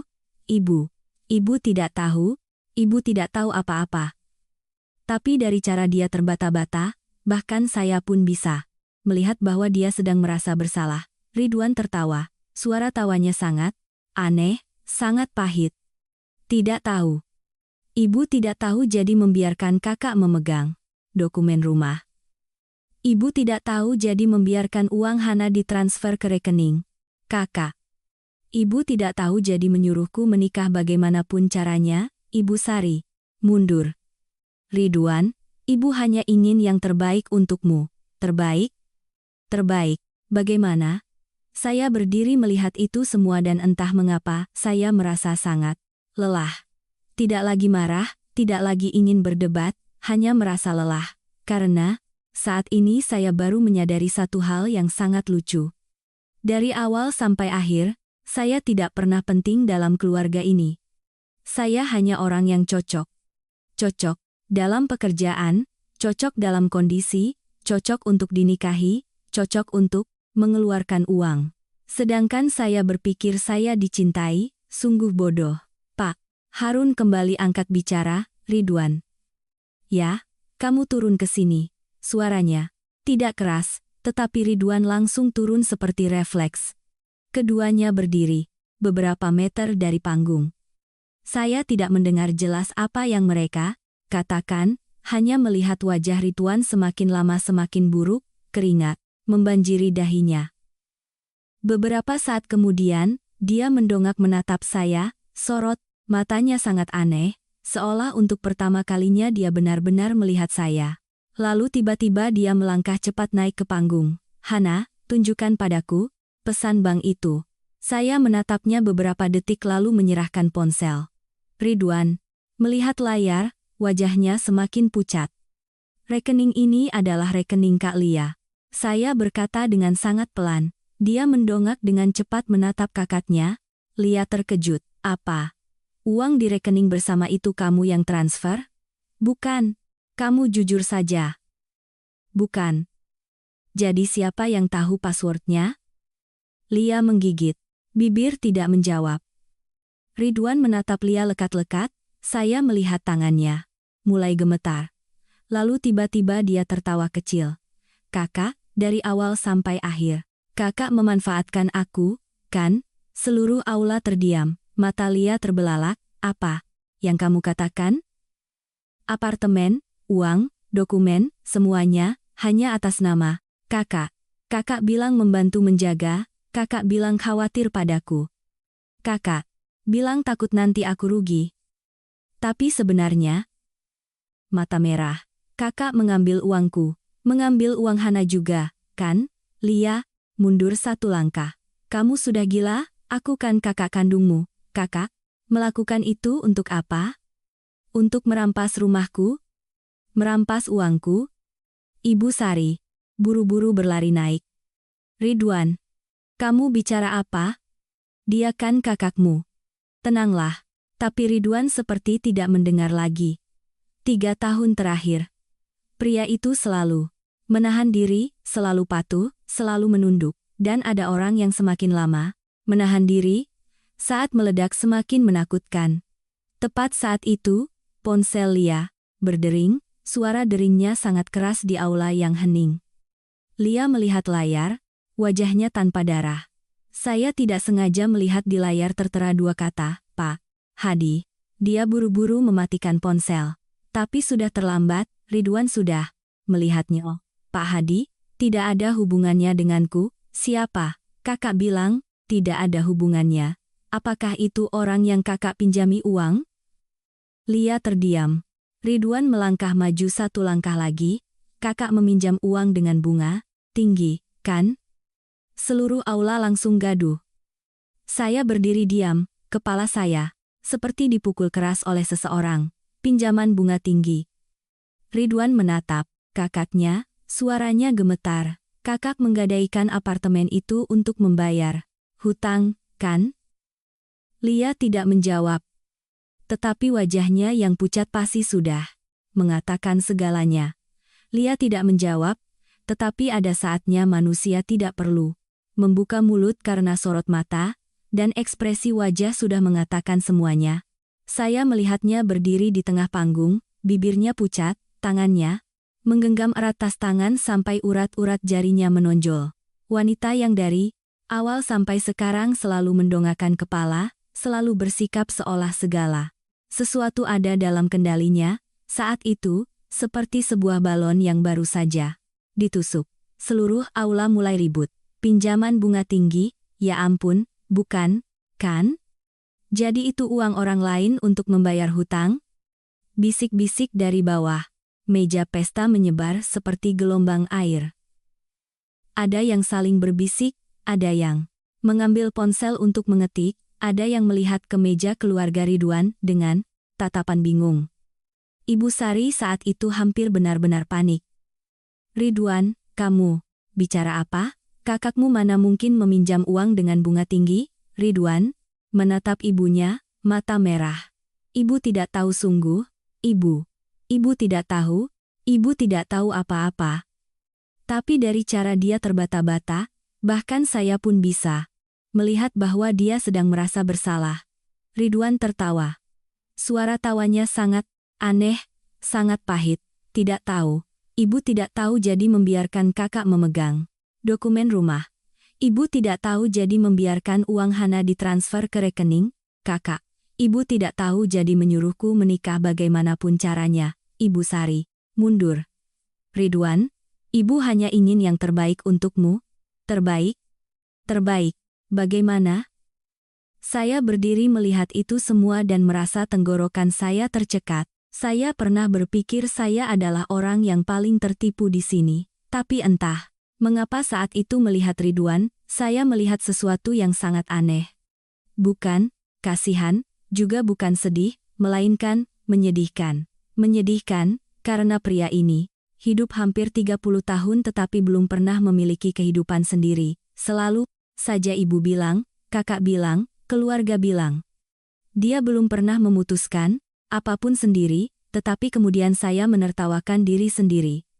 Menyedihkan. Bukan berarti tidak bersalah. Karena bagaimanapun juga, dia sendiri yang memilih untuk menipu saya.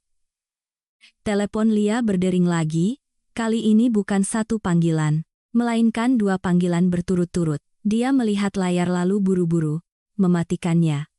Ridwan, sini aku lihat. Tidak ada hubungannya. Berikan. Ridwan dan Lia berebut tas tangan. Tapi kali ini Ridwan tidak menahan diri lagi. Dia menarik kuat ponsel dari tangan kakaknya. Ridwan, kembalikan. Kedua kakak beradik itu saling berebut di panggung lalu terdengar suara duk.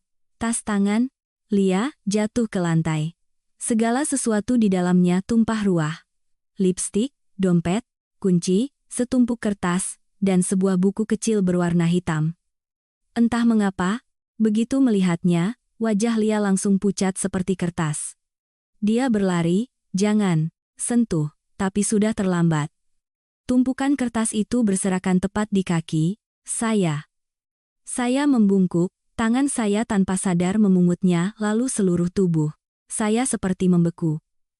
Itu adalah surat pinjaman uang, banyak sekali lembaran, nama peminjam semuanya Lia, ada yang 50 juta, ada yang 100 juta, ada yang 200 juta. Tanggalnya membentang hampir 2 tahun. Saya membalik lembaran lain lalu. Tangan saya mulai dingin. Bagian aset yang digadaikan tercatat sangat jelas. Apartemen di kawasan perumahan Surabaya, lantai 12, itulah apartemen saya. Bukan, itu apartemen yang saya keluarkan uang untuk membelinya. Saya berdiri, tertegun. Ridwan merebut tumpukan kertas itu. Semakin dia membaca, wajahnya semakin berubah. Kakak sudah gila? Total uang ini hampir 2 miliar. Seluruh aula langsung meledak. 2 miliar? Ya ampun. Pinjam uang bagaimana sampai sebanyak itu? Ada apa ini? Lia mulai menangis. Aku tidak sengaja, aku benar-benar tidak sengaja, aku hanya ingin menebusnya. Ridwan menatapnya, seperti tidak mengenali. Menebus apa? Katakan. Lia terduduk di lantai, air mata membasahi wajahnya. Aku bermain saham, aku kalah. Lalu aku pinjam lagi, untuk menebusnya lalu kalah lagi. Aku tidak ingin seluruh keluarga tahu, aku hanya ingin mencari uang kembali lalu membayarnya, aku tidak menyangka akan jadi begini. Saya berdiri diam, segala sesuatu akhirnya terhubung. Kenapa harus atas nama apartemen? Kenapa harus menyimpan dokumen? Kenapa harus mentransfer uang? Saya, kenapa harus buru-buru menikah? Karena mereka butuh uang, sangat butuh uang. Dan saya hanya orang yang terpilih.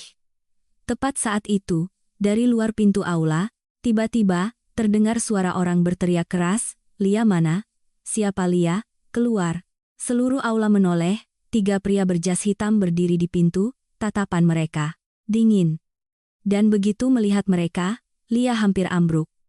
3 pria berjas hitam itu berdiri di pintu aula tidak mengucapkan sepatah kata pun lagi. Mereka hanya berdiri di sana. Tetapi cara mereka melihat sekeliling membuat seluruh suasana ruangan menjadi dingin. Pria tertinggi berusia sekitar 40-an, rambut dipotong pendek, mengenakan kemeja hitam, pergelangan tangannya terlihat tato yang memanjang hingga siku. 2 pria di belakangnya juga mengenakan pakaian berwarna gelap, wajah mereka tanpa ekspresi. Suara percakapan di aula yang tadinya ramai, saat ini hampir sepenuhnya padam. Lia terduduk di lantai, wajahnya pucat, menakutkan. Saya menatapnya. Untuk pertama kalinya sejak bertemu, saya melihat wanita ini benar-benar takut. Bukan jenis kepanikan karena malu melainkan takut. Sungguhan, takut sampai bibirnya gemetar. Pria yang di depan melihat sekeliling, lalu angkat bicara. Lia mana? Tidak ada yang menjawab. Dia mengernyitkan dahi. Jangan sampai saya bertanya kedua kalinya. Lia langsung merangkak bangun. Hadi. Suaranya gemetar sampai hampir hilang. Saya di sini. Pria itu melihat Lia lalu tersenyum, tetapi senyum itu tidak membuat orang merasa nyaman, malah lebih dingin. Akhirnya ketemu juga, kamu lari dengan baik, ganti nomor telepon, pindah rumah, kunci media sosial. Lumayan. Lia mundur. Dengarkan, saya akan segera punya uang. Sungguh, hanya beberapa hari lagi, pria itu tersenyum tipis. Beberapa hari, kamu sudah mengatakan kalimat itu kepada saya 4 bulan yang lalu. Dulu kamu bilang akan menjual tanah, sebelumnya lagi, bilang kerabat akan mentransfer uang. Sekarang bagaimana? Dia melihat sekeliling aula, melihat panggung pernikahan, melihat gaun pengantin, lalu tertawa. Ah, ternyata sudah menemukan mangsa baru. Wajah Ridwan pucat pasi. Apa yang kamu katakan? Pria itu menoleh menatap Ridwan. Kamu adiknya? Tahu, tidak berapa hutang kakakmu? Ridwan tidak bicara. Pokok dan bunganya hampir 3 miliar. Seluruh aula seperti meledak. 3 miliar? Ya ampun, bagaimana bisa? Berhutang sebanyak itu? Ada apa ini? Saya berdiri diam, tidak tahu bagaimana harus menggambarkan perasaan saat itu. Semuanya seperti sebuah film yang terlalu tidak masuk akal. Hanya beberapa jam yang lalu, saya masih duduk berdandan, bersiap menjadi pengantin wanita. Sekarang saya berdiri di tengah aula melihat keluarga yang akan menjadi keluarga suami saya hancur berkeping-keping. Ridwan menoleh cepat ke Lia. 3 miliar, kakak bilang, hanya 2 miliar, Lia terisak-isak. Kakak tidak ingat? Dengarkan penjelasanku, aku hanya ingin menebusnya. Aku berniat membayar. Aku benar-benar berniat membayar. Ridwan menatapnya lekat-lekat. Saya belum pernah melihat sorot mata itu pada dia, tidak lagi lembut, tidak lagi sabar, hanya tersisa kekecewaan. Lalu dengan sangat pelan dia bertanya, kakak mengambil dokumen apartemen itu sejak kapan? Lia menunduk. Kakak mengambil uang Hana sejak kapan? Jawab aku, suara bentakan. Itu mengejutkan semua orang. Lia terisak-isak. Kemarin, hanya kemarin. Saya tertegun. Kemarin adalah hari saya, masih senang menelepon, ibu bertanya, jenis kue, pernikahan apa yang harus dibeli. Hari saya masih tertawa dengan Ridwan di telepon. Hari saya masih berpikir beberapa puluh jam lagi, saya akan mengenakan gaun pengantin melangkah ke altar. Sementara di tempat lain, orang-orang menguras habis uang saya, orang-orang merencanakan masa depan saya, orang-orang bersiap mengubah saya menjadi penanggung hutang. Saya tiba-tiba merasa lucu sampai tidak bisa menahan diri untuk tidak tertawa terbahak-bahak. Semua orang serentak menoleh menatap saya. Vina memegang tangan saya, Hana. Saya menatap Ridwan. Kamu tahu tidak? Ridwan mendongak. Tadi saya masih berpikir, mungkin kamu juga ditipu, saya bahkan berpikir kamu kasihan, tapi sekarang saya merasa diri saya benar-benar bodoh. Ridwan menatap saya dengan mata merah. Hana, jangan panggil namaku lagi, entah kamu tahu atau tidak, entah kamu sengaja atau tidak, orang yang menyeretku ke lubang ini tetap mengendus kamu. Dia menunduk tidak bicara apa-apa lagi. Tepat saat itu, ponsel saya berdering. Itu ayah saya melihat layar beberapa detik lalu mengangkatnya. Ayah, di seberang sana terdengar suara yang sangat terburu-buru. Hana, kamu di mana? Kamu di hotel? Ayah dan ibu sudah sampai, kalian berdua ada di lobi, saya tertegun. Tangan saya mulai dingin. Ayah dan ibu saya sudah sampai. Dan mereka sama sekali tidak tahu apa yang baru saja dialami putri mereka. Saya memegang ponsel diam beberapa detik, merasakan dingin dan sesak di tenggorokan. Sejak pagi tadi saya ditipu, dikhianati, uang saya diambil, dijadikan bahan tertawaan. Di pernikahan saya sendiri, saya pikir saya sudah cukup tenang, tetapi ketika mendengar suara ayah di seberang sana, semua emosi yang coba ditahan tiba-tiba goyah. Ayah saya bertanya lagi, "Hana, kamu dengar ayah bicara?" Saya menarik napas dalam-dalam. "Ya, saya dengar. Ayah dan ibu sudah sampai." "Kenapa di sini?" "Aneh sekali, Nak." Ayah melihat beberapa orang di lobi berbicara apa yang baik-baik saja. "Ridwan mana?" Saya menggenggam erat ponsel. Entah mengapa saat itu saya tidak tahu harus menjawab apa.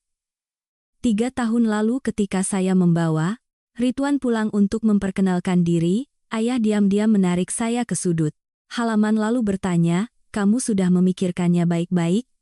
Ayah lihat anak, ini lembut tapi agak pasif. Saat itu saya masih tertawa. "Lembut saja sudah. Cukup ayah." Pria lembut baru tahu cara menyayangi istri, ayah menatap saya.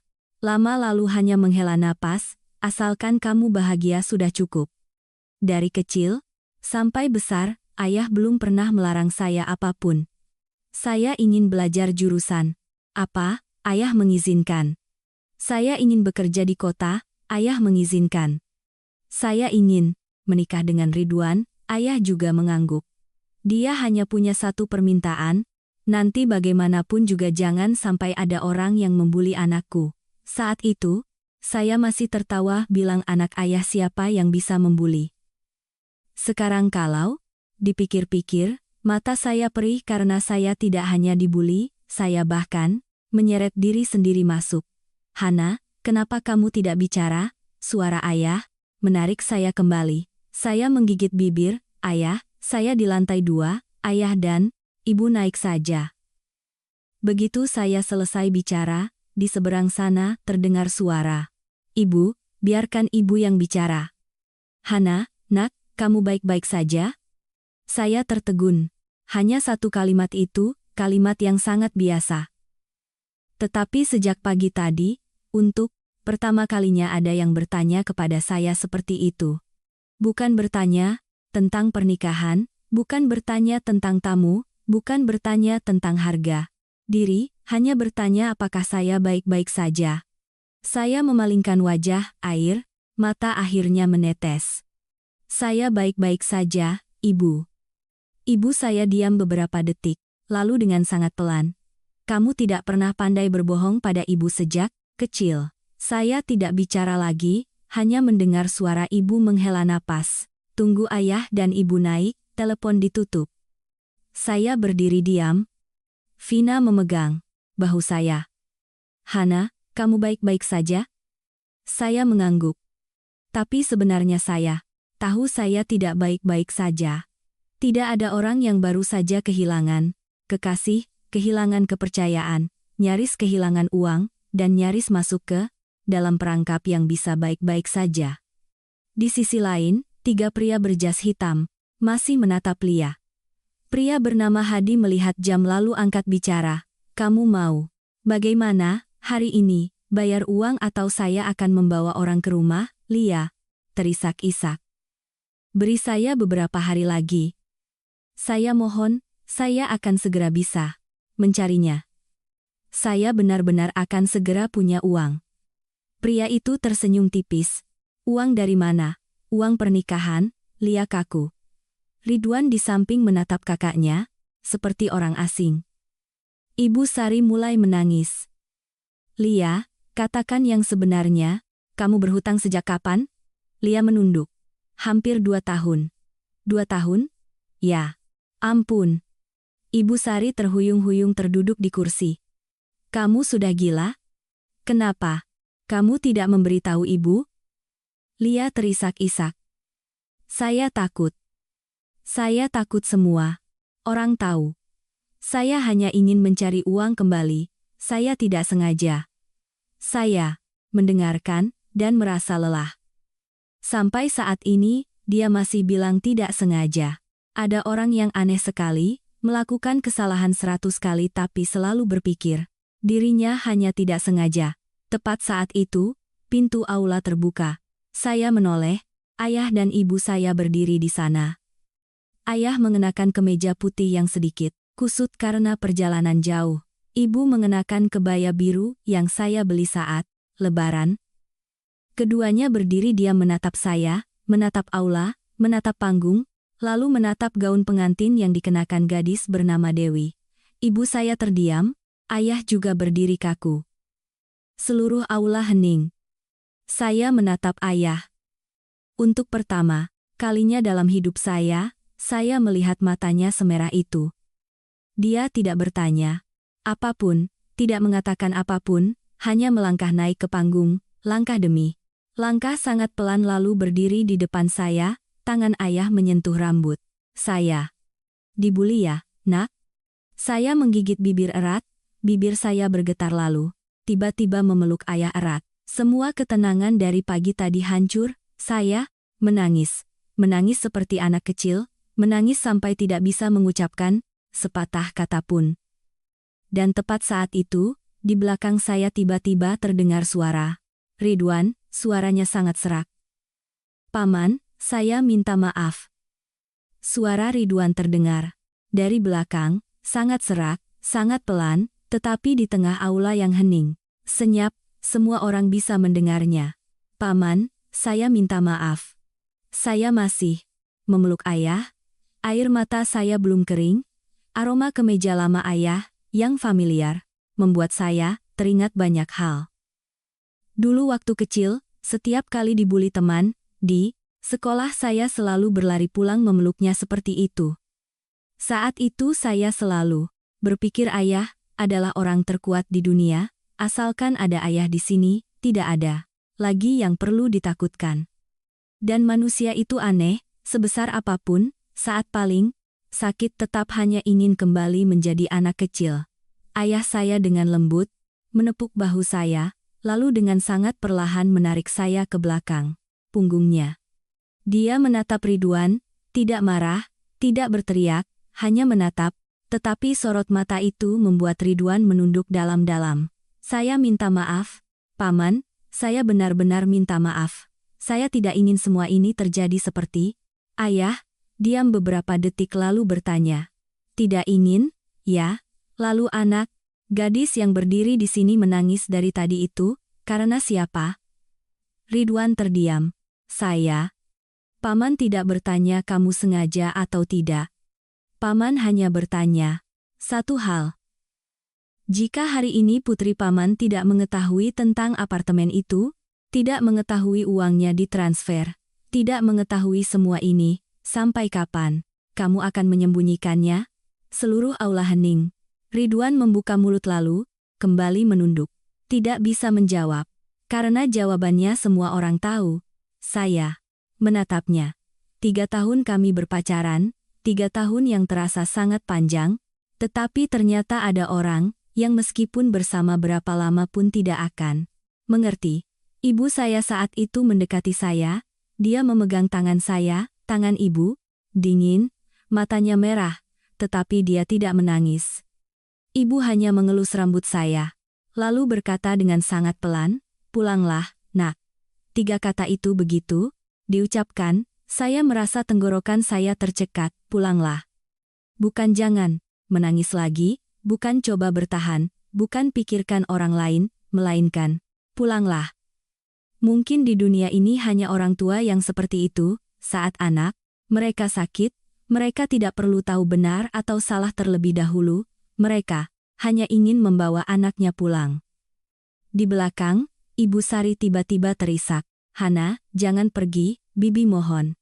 Bibi salah, Bibi benar-benar tidak tahu semua. Ini akan jadi begini. Saya menoleh menatapnya. Saya ingat hari pertama bertemu dengannya, dia pernah memegang tangan saya sambil tersenyum berkata, "Nanti Bibi akan menganggapmu seperti anak perempuan. Saat itu saya sangat terharu, sekarang saya hanya merasa hati saya tenang. Ada luka yang ketika baru terjadi, akan terasa sakit sampai sesak napas, tetapi ketika sudah cukup sakit, orang akan tenang dengan aneh. Saya menatapnya. Bibi. Jika hari ini yang kehilangan, uang adalah Kak Lia, yang berdiri di tengah aula dijadikan bahan tertawaan. Adalah Kak Lia, yang ditipu untuk menikah adalah Kak Lia.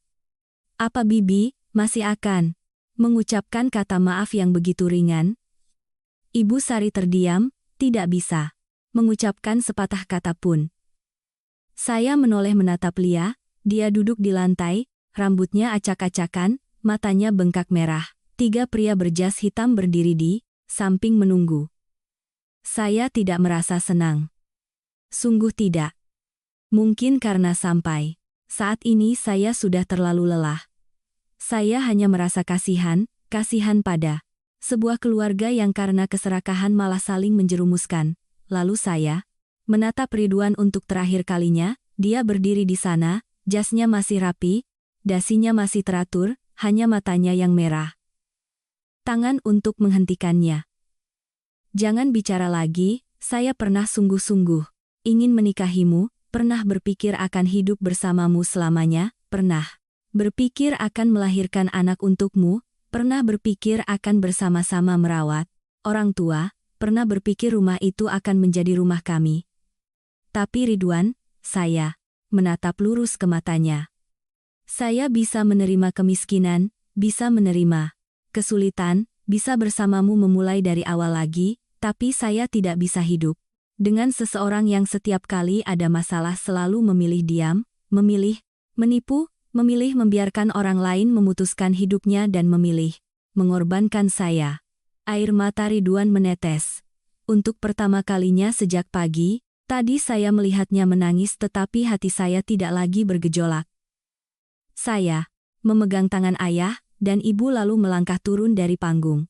Vina di samping saya. Saat melewati pintu aula, saya tidak sengaja melihat foto pernikahan yang tergantung di sana. Dalam foto itu, saya tersenyum sangat cerah, Ridwan juga tersenyum sangat cerah.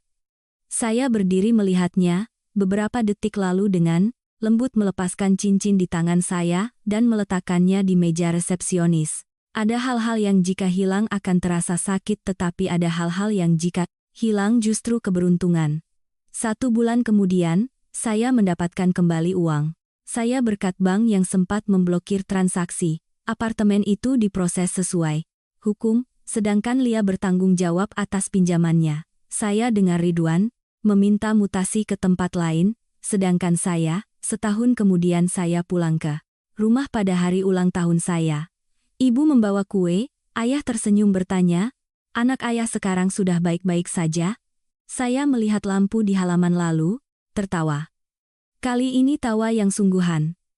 Karena saya akhirnya mengerti, di dunia ini salah menikah dengan orang tidak menakutkan. Yang paling menakutkan adalah tahu salah tapi tetap melangkah maju dengan mata tertutup. 1 tahun setelah kejadian itu, ada yang pernah bertanya kepada saya, sebuah pertanyaan yang sampai sekarang saya masih ingat betul. Hari itu akhir pekan, saya dan ibu pergi ke pasar pagi. Kami berdua sedang memilih sayuran lalu bertemu seorang tetangga lama. Dia menatap saya sebentar lalu menarik tangan ibu, saya sambil tersenyum, berkata, anak gadis ini sekarang terlihat berbeda sekali, terlihat lebih berisi dari sebelumnya. Lalu dia menoleh menatap saya. Hana? Saya bertanya sungguhan. Ya, kamu menyesal tidak? Saat itu, saya sedang memegang seikat sawi di tangan. Saya tertegun beberapa detik. Menyesal apa, Bu? Menyesal membatalkan pernikahan itu. Bagaimanapun juga sudah pacaran 3 tahun. Saat itu kalau kamu sedikit mengalah, siapa tahu sekarang kamu juga sudah tenang. Saya berdiri diam, melihat keramaian orang yang berlalu lalang di pasar, mendengar suara pisau ikan, mendengar suara tawar-menawar, mendengar suara sepeda motor lewat lalu, tiba-tiba teringat hari itu, Hari saya mengenakan gaun pengantin, hari seluruh dunia di depan mata saya seperti runtuh. Saya ingat saya menangis sangat banyak. Ingat perasaan berdiri di tengah aula yang ramai orang, tetapi merasa diri saya seperti jatuh ke jurang. Ingat rasa sakit sampai tidak bisa bernapas. Tapi aneh sekali, ketika waktu berlalu cukup lama, manusia tidak akan lagi mengingat bagaimana rasa sakit itu, hanya mengingat bagaimana dia berhasil melangkah melewati itu dengan kuat. Saya tersenyum, "Tidak, Bu, saya tidak menyesal." Dia menatap saya. "Benar, ya, benar, tapi saat itu pasti sakit sekali." Saya diam beberapa detik, lalu menatap ibu yang sedang memilih sayuran, tidak jauh dari sana. Ibu saya mengenakan kemeja bunga lama, rambutnya sudah ada beberapa helai uban. Dia sedang mengomel pada penjual. "Sawi ini tua sekali ya," beri saya seikat yang lebih muda. Saya tiba-tiba tersenyum lalu kembali berkata, "Sakit. Memang, Bu, tapi kalau menikah baru ketahuan, itu lebih sakit lagi. Manusia itu kadang aneh. Saat sedang cinta akan berpikir asalkan cinta sudah cukup, asalkan saling menyayangi sudah cukup, asalkan tulus sudah cukup. Tapi hidup bersama, seumur hidup tidak pernah hanya ada perasaan, ada juga tanggung jawab, ada cara memperlakukan, ada karakter, ada kebaikan hati, dan ada juga cara orang itu memilih kita ketika dia berada di antara kita dan orang lain." Itu, saya baru memahami satu hal, orang yang benar-benar menyayangi kita, akan membiarkan kita menderita berkali-kali, juga tidak akan menyuruh kita mengalah terus-menerus, apalagi bilang mencintai kita lalu mendorong kita ke dalam lubang. Ada orang yang di mulut mengatakan sayang, dengan sangat indah, mengatakannya ratusan kali, tetapi ketika ada masalah, mereka memilih diri sendiri terlebih dahulu, saat itulah jawaban yang paling jujur. Setelah itu saya mendengar beberapa cerita tentang Ridwan, dengar-dengar dia pindah tugas ke tempat lain, hidup cukup tertutup, juga tidak terlihat berpacaran dengan siapa pun. Sedangkan Lia harus menjual rumah yang dia tinggali untuk membayar hutang. Ibu Sari setelah itu pernah beberapa kali menelepon ibu saya, dia menangis, dia bilang ingin bertemu saya untuk meminta maaf, tetapi saya menolak, bukan karena masih marah, melainkan karena saya berpikir ada hal-hal yang setelah meminta maaf pun tidak bisa kembali seperti semula, seperti gelas yang sudah pecah.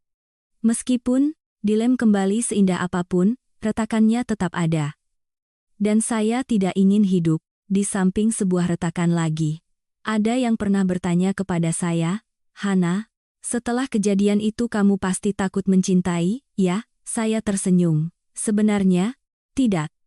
Saya tidak takut mencintai, saya hanya belajar cara mencintai dengan lebih bijaksana saja. Mencintai seseorang bukan berarti menutup mata mengikuti mereka, juga bukan berarti menahan diri sampai melupakan diri sendiri, melainkan dua orang berjalan bersama-sama menuju satu sama lain. Jika hanya satu orang yang terus-menerus menunduk, cepat atau lambat punggung akan lelah. Jika hanya satu orang yang terus-menerus berkorban, cepat atau lambat hati akan sakit. Sampai sekarang, kadang-kadang saat mengingat kembali, saya masih merasa beruntung. Beruntung karena hari itu saya kembali ke apartemen, beruntung karena saya melihat sepatu di depan pintu, beruntung karena saya cukup berani keluar dari pernikahan itu, dan yang paling beruntung adalah saya masih memiliki ayah dan ibu di belakang saya, karena di dunia ini ada hal-hal yang hilang masih bisa ditemukan kembali, uang bisa dicari lagi, pekerjaan bisa dilakukan lagi, cinta bisa dimulai lagi, tetapi jika kehilangan diri sendiri, itu sangat sulit ditemukan kembali. Jadi, jika ada yang sedang mendengarkan cerita ini dan berada di persimpangan jalan seperti saya dulu, ingatlah satu hal, jangan karena takut kesepian lalu salah melangkah masuk ke dalam kehidupan yang bukan milikmu. Jangan karena beberapa tahun perasaan lalu mengorbankan sisa hidupmu. Dan juga, jangan karena sebuah janji, lalu berusaha bertahan di tempat yang orang itu tidak pernah sungguh-sungguh memilihmu. Karena pernikahan bukanlah tujuan, kedamaianlah tujuan.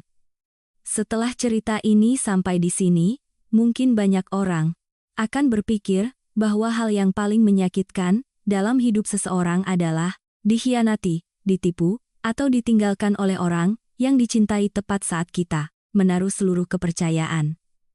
Tetapi setelah melalui cukup banyak hal baru saya mengerti, luka-luka seperti itu, sedalam apapun, akan ada hari ketika sembuh. Waktu tidak menghapus segalanya, tetapi waktu akan mengajari kita cara hidup bersama dengan hal-hal yang telah terjadi.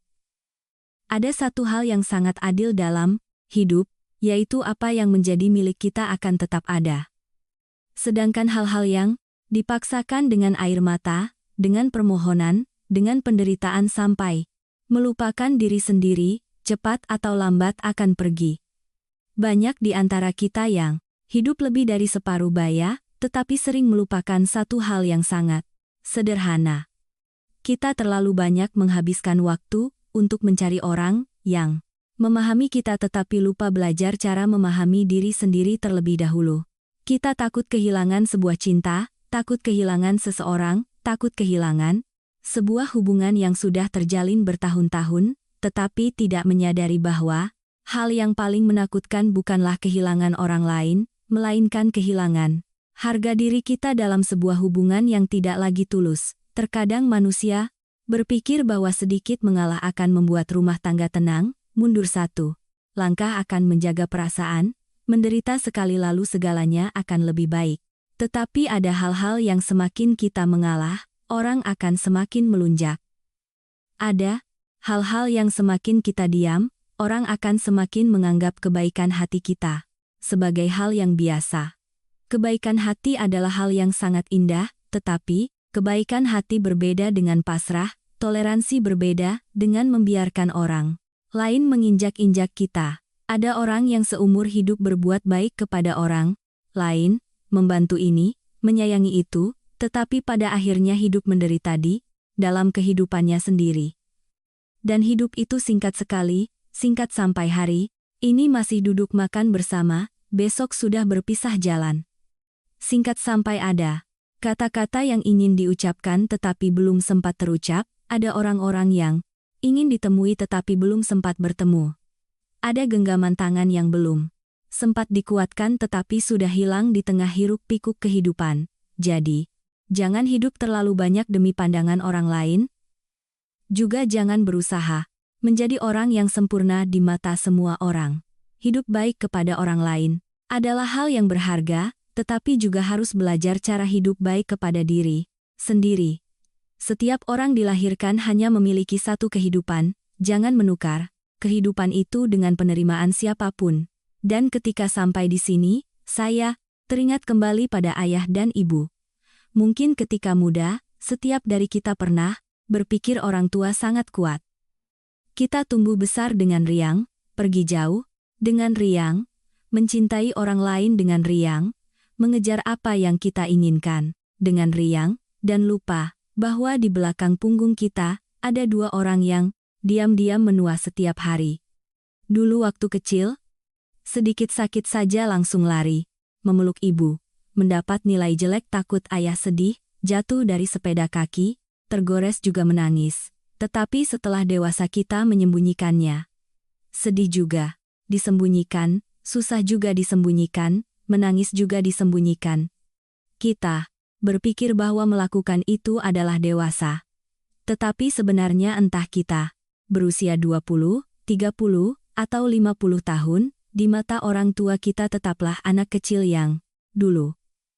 Ada satu kenyataan yang banyak orang hanya mengerti ketika sudah terlambat, yaitu di dunia ini orang yang paling ingin kita hidup baik bukanlah kekasih, bukanlah teman, juga bukanlah orang-orang yang pernah mengatakan sangat menyayangi kita, melainkan orang tua.